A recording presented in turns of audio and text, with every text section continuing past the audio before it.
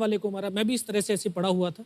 उसने फर्स्ट में यहाँ पर ब्रस्ट मारा, फिर मेरे पैर में 2 जगह पे मारा। भाई और उनकी प्यारी प्यारी बहनों, आज मैं तुम लोगों को एक बंदे की आप बीती सुनाऊंगा। वैसे तो हर बंदा ही अपनी कहानी का हीरो है, लेकिन ये बंदा अपनी कहानी का हीरो होने के साथ साथ दूसरों को चूतिया भी समझता है। चलो दूसरों को चूतिया समझते हो कोई बात नहीं, लेकिन इसने अपने मुल्क वालों यहाँ तक कि अपने घर वालों को भी नहीं छोड़ा। जो मैं तुम लोगों को कहानी सुनाने जा रहा हूँ, अगर ये किसी फिल्म का स्क्रिप्ट होती तो 100% फिल्म फ्लॉप ही जानी थी, क्योंकि ये बियॉन्ड दी साइंस और फिजिक्स की माँ बहन एक करने वाली कहानी है। ये जो पाकिस्तानी जो कमांडर था, उसने अपने जवानों को आदेश दिया कि इनको रीचेक करो, इनमें से कोई जिंदा तो नहीं है।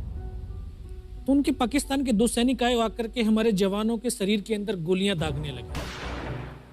तो मैं बेहोश था, लेकिन इतना बेहोश नहीं था कि उनको सुन ना सकूं या देख ना सकूं। अब सवाल यहाँ पे सबसे पहले ये आता है कि यहाँ पे बताओ कि इन तीनों में से सबसे बड़ा चूतिया कौन है? मतलब बेहोश होने की भी कोई किस्में होती हैं। मैं 30% बेहोश था, मैं 70% बेहोश था, मेरी टांग बेहोश थी, मेरी आंख बेहोश थी, मेरी गांड बेहोश थी, वगैरह वगैरह। अमिताभ बच्चन ये सोच रहे कि ये स्टोरी तो बड़ी अच्छी है, इस पे तो प्रॉपर एक फिल्म बन सकती है, लेकिन पैंचो ये काम इतना ऊपर जा चुका कि इसका रोल सिर्फ सलमान खान ही कर सकता है। वाह क्या डायलॉग मारा है कि मैं बेहोश था लेकिन इतना भी बेहोश नहीं था। भोसड़ी वाले एक बात बता, ये लड़ाई गोलियों के साथ लड़ी जा रही थी या बंदूक में नशे का टीका फेंक के तुम लोगों की पिट्ठियों में ठोका जा रहा था? खैर आगे सुनते हैं।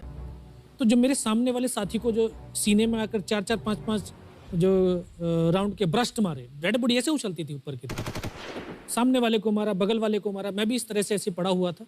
उसने फर्स्ट में यहाँ पर ब्रस्ट मारा, फिर मेरे पैर में 2 जगह पे मारा। उसको मैं देख रहा हूँ कि धुआं निकल रहा है, लेकिन उस गोली की पीड़ा को चुपचाप पड़ा सहता रहा, और उनको यकीन हो गया कि इनमें से कोई जिंदा नहीं। ला भोसड़ी के बेटे बेटे, हाँ बेटे मौज कर दी, हाँ मौज कर दी, वाह बेटे वाह, अरे वाह शेर हुआ तुम तो बड़े हैवी ड्राइवर हो भाई। 1 मिनट के लिए सारे वीडियो को पॉज करके इनके लिए तालियां बजा दो। मतलब 3 ब्रश लगे और इस चपड़ी निब्बी के मुंह वाले ने चुपचाप बर्दाश्त कर लिए, बोला तक नहीं। मैं कहता हूँ एक ब्रश अगर डायनासोर को भी लग जाए तो उसकी भी गांड से मियां खलीफा वाली चीखें निकल जाए, लेकिन इसकी गांड, मेरा मतलब मुंह से कुछ भी नहीं निकला और आजू बाजू फायर लगे। बॉडी उछलती थी लेकिन इसका लोड़ा तक नहीं हिला, और इसने देखा दाएं बाएं बॉडी कैसे उछल रही है, क्योंकि ये इतना बेहोश तो नहीं था ना। खैर मान लेते हैं इसकी बात बन गए हम भी चूतिया 5 मिनट के लिए। फिर बहुत गालियां दी, बूट की ठोकरें मारी। स्टोरी खत्म होने का नाम ही नहीं ले रही। पहले गोलियां मारी, अब गालियां भी ऐड हो गई। बेटा गांड वांड चेक करवाई थी, अब आगे से ये बोलना शुरू कर देना कि हमें उल्टा करके हमारी गांड भी मारी थी।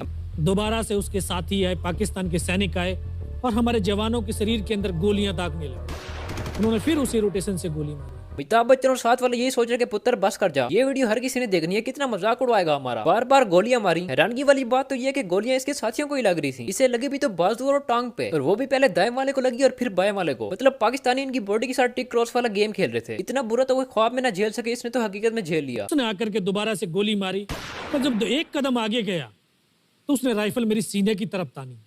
तब मुझे लगा यार अब नहीं बचूंगा। जब उसने गोली चलाई तो यहाँ पर पर्स में 5-5 रुपए के कुछ सिक्के भी थे। जब गोली जाकर के सिक्कों पे टकराई तो मुझे भी आभास हुआ कि तो मर गया हूं। पाकिस्तान का दूसरा सैनिक आया, उसने आकर के मेरा AK-47 उठाया और वापस मुड़ा तो उसका पैर मेरे पैर से टकराया होगा। तब मुझे लगा कि यार मैं तो जिंदा हूँ। हाँ भाई तब इससे लगा ये तो जिंदा है, ये तो आवाम को चूतिया बना रहा है। इसने तो अभी और आवाम को चूतिया बनाना है। और इस मौके पर इसके अब्बे ने नहीं बोला उठ जा बगैरत कितनी देर तक सोएगा। जिसकी गोली से पूरी बॉडी ऊपर नीचे हो जाती है, उसे 5-5 के सिक्कों ने बचा लिया। अगर ये भोसड़ी वाला ये बोल देता कि मैंने वेस्ट पहनी थी और मैं इसलिए बच गया, तो मैं थोड़ा बहुत यकीन करने के बारे में सोच लेता। और पैंचो बटवा कौन लेके जाता है जंग में? ब्रश लगा और अंदर भी नहीं गया, और मारने वाले इतने चूतिया था कि उसे भी पता नहीं लगा, बल्कि उसने तो इसे ठुड्डा मार के बताया कि तू अभी भी जिंदा है। फिजिक्स और साइंस की किताबों में एक और बात ऐड कर दी जाए कि ब्रश 5 रुपए के सिक्के से नहीं गुजर सकता। भाई क्यों वेस्ट में इतना खर्चा करते हैं लोग? अपनी शर्ट पे 1500 जेब बनवाओ और उसमें 5-5 के सिक्के डाल दो, आगे पीछे हर जगह डाल दो। मैं तो कहता हूँ सिक्के पिघला के गांड में भी डाल दो, 9 डायमेंशन सेफ्टी बना लो। तब मेरे पास एक हैंड ग्रेनेड था, मैंने उसको पिन निकाली और उसके ऊपर ऐसे फेंका तो कोट के अंदर हुड लगे हुए, हुड के अंदर वो गिरा जी। उसने तुरंत पीछे की तरफ मुड़ के देखा, पीछे तो कोई मूवमेंट था नहीं। तो जब तक वो ग्रेनेड को निकाल पाता, ग्रेनेड फट गया। यहाँ से उसका पूरा सर उड़ा और वो हमारे ऊपर आकर के गिरा। जो पाकिस्तान के दूसरे सैनिक में खलबली मची कि इनमें से कोई जिंदा है। भाई यार मैं नहीं यार, इतना तो हम बचपन में नहीं छोड़ते थे। इतने फेक बहाने तो हम क्लास में लेट आने पे नहीं लगाते थे। मतलब 3 गोलियां खाने के बाद भी तुम्हारे अंदर इतनी जान थी कि तुमने ग्रेनेड खोला और फेंका भी, और डायरेक्ट उसकी हुड के अंदर चला गया और उसका सर आगे को भी नहीं गया। बॉडी की चिथड़े नहीं उड़े, बल्कि उसका सर तुम्हारे पैरों में आगे गिर गया। पहले मुझे ये बताओ कि ग्रेनेड तुमने अपनी गांड से निकाला था क्या? और दूसरी बात, इतना परफेक्ट निशाना, तुम्हारे पास कोई स्कोप था जिससे तुमने नाप के उसकी हुड के अंदर फेंका था? इतनी सर्दी में कोई गर्दन पे हाथ लगा ले, सामने वाले की गांड लेने को दिल करता है, और तुम्हारा ग्रेनेड गिरा उसे पता भी नहीं चला। एक तो तुम बेहोश हो, मेरा मतलब 75% बेहोश हो, ऊपर से तुम्हारे अंदर 4 ब्रस्ट होके गए हैं, फिर तुम्हें ग्रेनेड भी मिल गया, तुमने खोल के डायरेक्ट उसकी हुड में भी फेंक दिया और उसका सर भी तुम्हारी टांगों में आ गिरा। भोसड़ी की कौन सी मूवी देख के आए हो? मूवी नहीं बल्कि नशा बताओ कौन सा किया था तुमने? नाश्ते में चरस तो नहीं मिला के दी थी तुम्हें? और तुम्हारे अफसर इतने जूती हैं कि जिन्होंने तुम्हें ये सब कहने दिया, जिनको खुद को पता था कि तुम वहाँ क्या हक के आए हो। मैंने दोनों हाथों से उसकी राइफल को उठाने की कोशिश करी, ये हाथ हिला नहीं। एक हाथ से राइफल उठाई, वहां से ब्रस्ट फायरिंग किया, 4-5 पाकिस्तानी सैनिकों को मौत की नींद सुला दी। यार अब तो ये धड़ाधड़ फेंके जा रहा है। पेंचो वो राइफल जो दोनों हाथों से उठाई नहीं जाती, साला ये जो बचपन से ही मुठ्ठा लग रहा है, इसने एक हाथ से उठा के 4 बंदे मार दिए और उन्होंने कुछ भी नहीं किया। मतलब वो तुम्हारे सामने बैठ के टट्टी कर रहे थे। बेटा तुमसे ना हो पाएगा, अगली बार कोई लॉजिकल कहानी बना के आना, ये तो हजम ही नहीं हो रही। फिर बाएं हाथ से पलटा खाया, दूसरे पत्थर से 3-4 जगह से फायरिंग किया।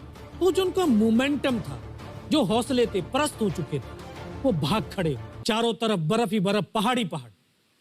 ये भी पता नहीं कि हिंदुस्तान किधर है, पाकिस्तान किधर है। हिंदुस्तान को तो पता नहीं बेटा, अपनी पैंट उतार के देखते पूरा पाकिस्तान वहाँ तुम्हारी मार रहा था। मैं कब से कंट्रोल करके बैठा हूँ कि अभी कहेगा कि मेरी आंख खुल गई थी, अभी कहेगा कि बस मैंने इतनी साउथ मूवी की स्क्रिप्ट लिखी थी जिसमें आप हीरो हो गए, लेकिन ये चांद से भी आगे फेंकी जा रहा है। मेरी अभी एक स्टोरी सुन लो। एक जमाने में मैं भी फौजी था। एक दिन इंडिया के 20-25 फौजी मैदान जंग में आगे टट्टी करने लगे। अब वॉशरूम तो उनके यहाँ है नहीं, तो मैंने उन पत्थर पे जिनसे उन्होंने अपनी पिटिया साफ करनी थी मर्चे लगा दी। फिर क्या, जैसे ही उन्होंने अपनी पिट्ठी पे पत्थर रगड़ा, वहाँ होली स्टार्ट हो गई। ऐसे ऐसे पटाखों की आवाजें सुनाई दी। एक टाइम के लिए मुझे लगा कि यहाँ ब्रेजर की न्यू ब्रांच खुल गई है और फर्स्ट डे पे 50% ऑफ चल रहा है। 2.5 साल की सर्विस, 19 साल की उम्र, न उम्र का तजुर्बा न सर्विस का अनुभव। खोती दे बजा, तेरी इज्जत की थी, तेरी कदर की थी। शुक्र कर तेरी बोल्ड नहीं मारी।